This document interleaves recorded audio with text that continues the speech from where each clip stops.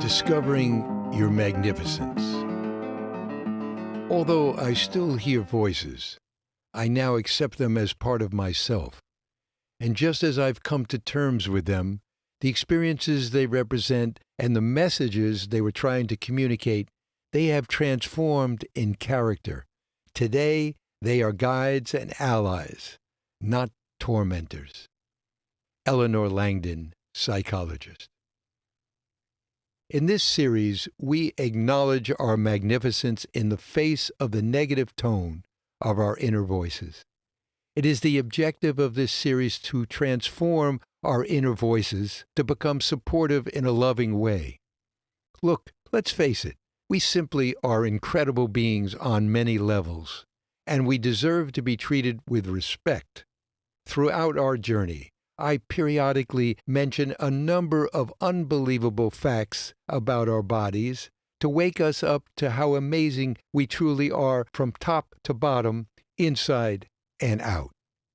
It is especially incredible when we imagine that our bodies are being run by our consciousness and that we are one, mind, body, soul, and God.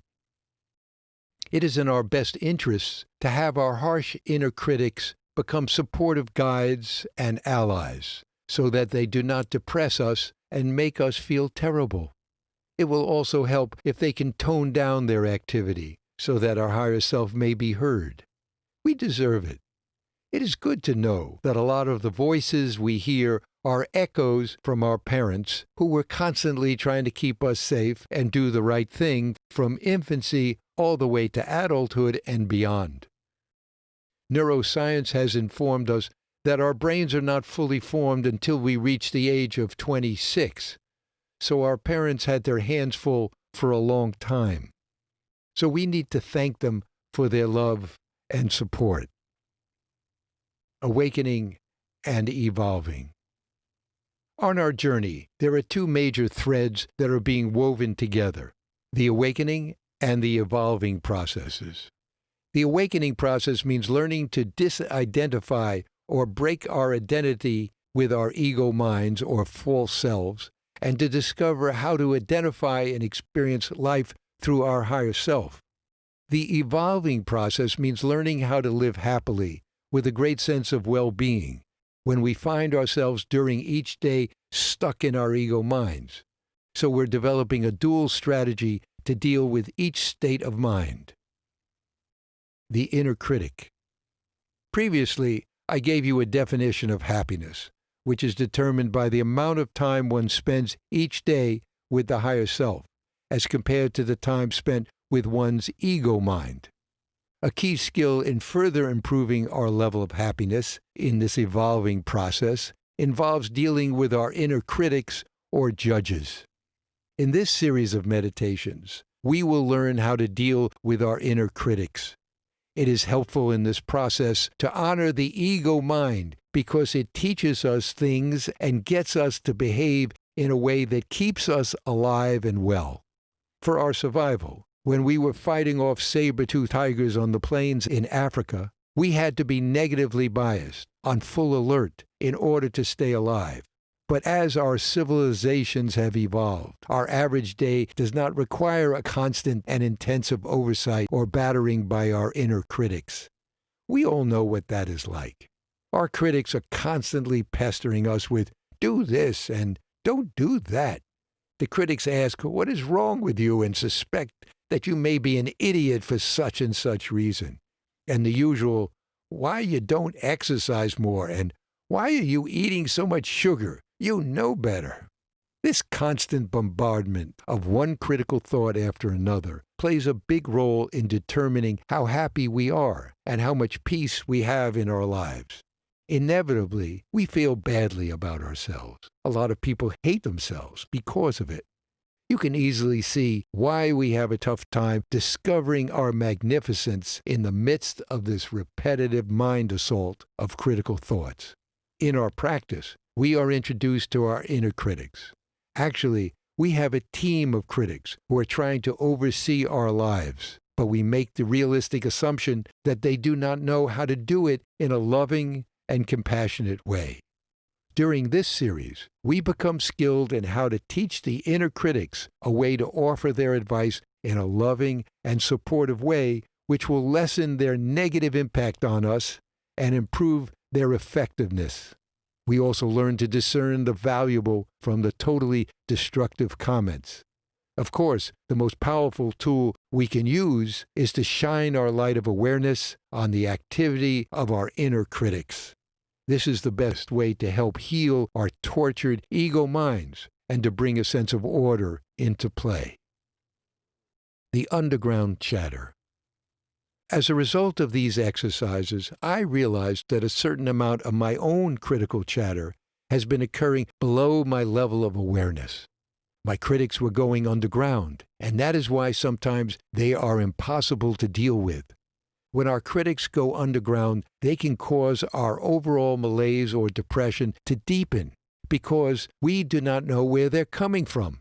When we stuff our fears and self-criticisms out of sight and out of mind, or when we try to run away from them, they can have the most negative effects.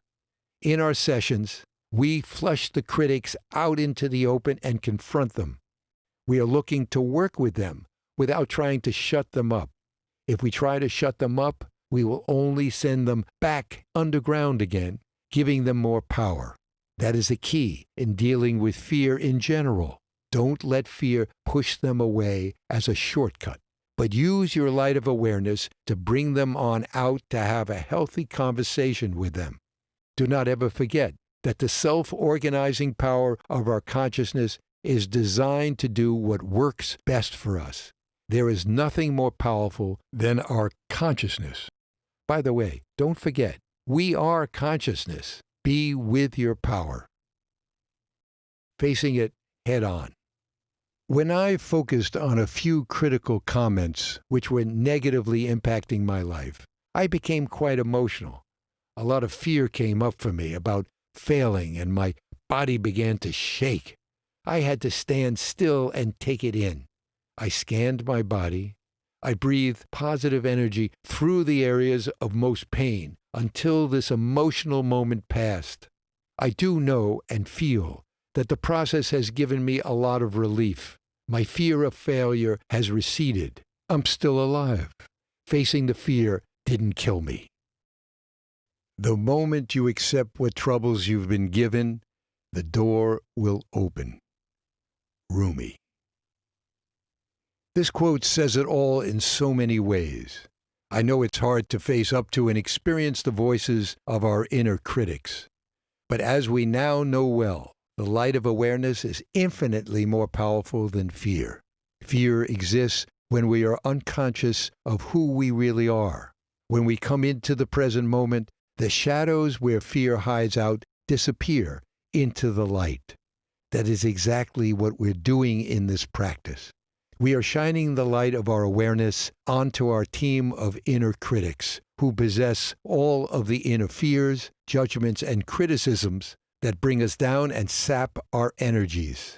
Our ego mind is rooted in the fears, judgments, and criticisms that we identify with.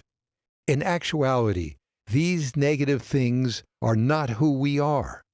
We are so much more. We are doing this practice so that we can uncover the negative illusions about ourselves and face them.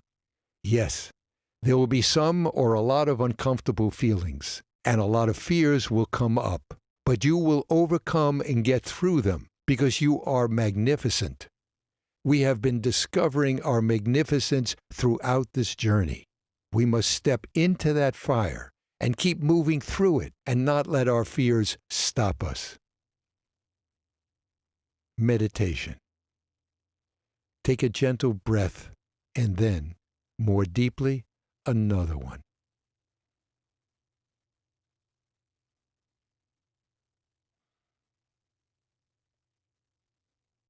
Breathing brings relaxation throughout your body. Now think about a criticism your inner critic is always telling you, and say back to the inner critic that you get it, and it would be nice if the critic could say it in a more loving way.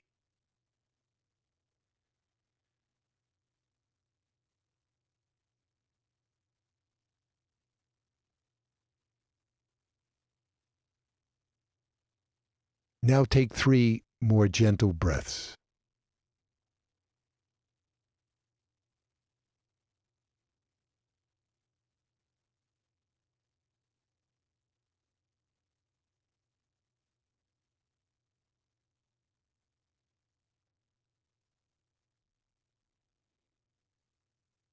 Developing a supportive relationship with our critics. With regard to our inner critics, we are learning to become very acute observers, to see exactly how the critics behave in a very sophisticated way. We work with the critics to help them become more positive in their approach. The more positive they become, the less separation will exist between our inner and outer environment. Conversely, negative, fear-based thoughts have the opposite effect. They create more separation, which is the false reality that the ego mind wants us to believe is true. Remember, the ego mind is trying to create an illusion to separate us from the world around us and to be very defensive to people and situations. By watching the inner critics, we become more conscious. When we are unconscious, the ego mind will dominate. Our practice will focus more and more on our state of presence so that we can better know when we are in our ego mind and when we are in the higher self. We must transfer the success of our inner work into our daily lives. This dialogue with our inner critics is a key stepping stone in helping us move along on our journey.